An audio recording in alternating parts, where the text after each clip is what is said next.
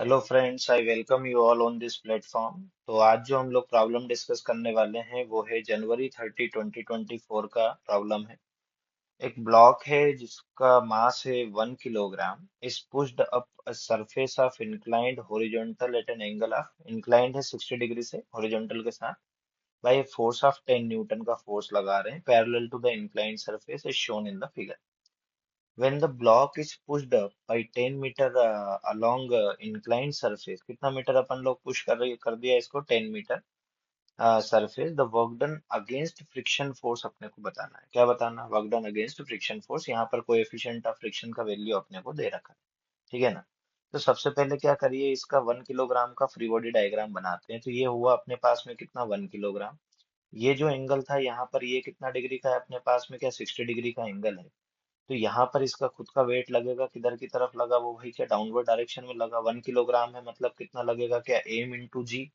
तो एम कितना 1, जी का वैल्यू कितना लेना है 10। तो ये इधर की तरफ कितना न्यूटन फोर्स लगा, 10 न्यूटन। अगर ये 60 डिग्री है तो यहाँ पर ये वाला एंगल भी कितना डिग्री होगा अपने पास में, 60 डिग्री। अगर हम बात करें, ये अपने पास में कितना हो गया, 60 डिग्री। यहाँ पर तो क्या एक नॉर्मल रिएक्शन लगेगा एन। इधर की तरफ हो गया अपने पास में कितना हो जाएगा, क्या 10 cos 60 होगा कि नहीं होगा।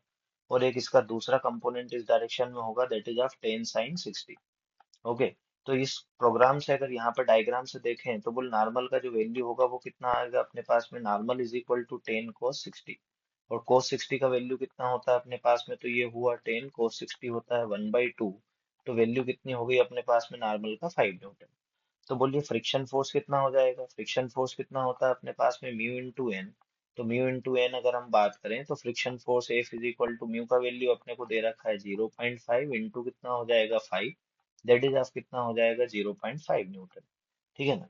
अब अपने को क्या निकालना है, work done against the friction force निकालना है, कि फ्रिक्शन फोर्स के अगेंस्ट कितना काम करना पड़ा अपने को वो बताना है।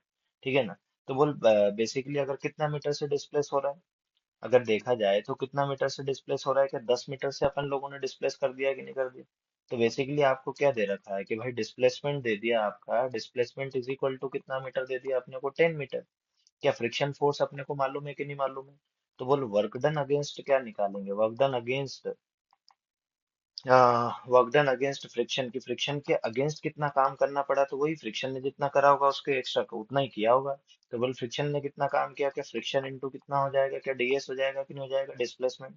बोले फ्रिक्शन का वैल्यू कितना है अपने पास में, 0.5 इंटू कितना है डिस्प्लेसमेंट 10। तो बोल आंसर कितना आ जाएगा, 5 जूल। है ना?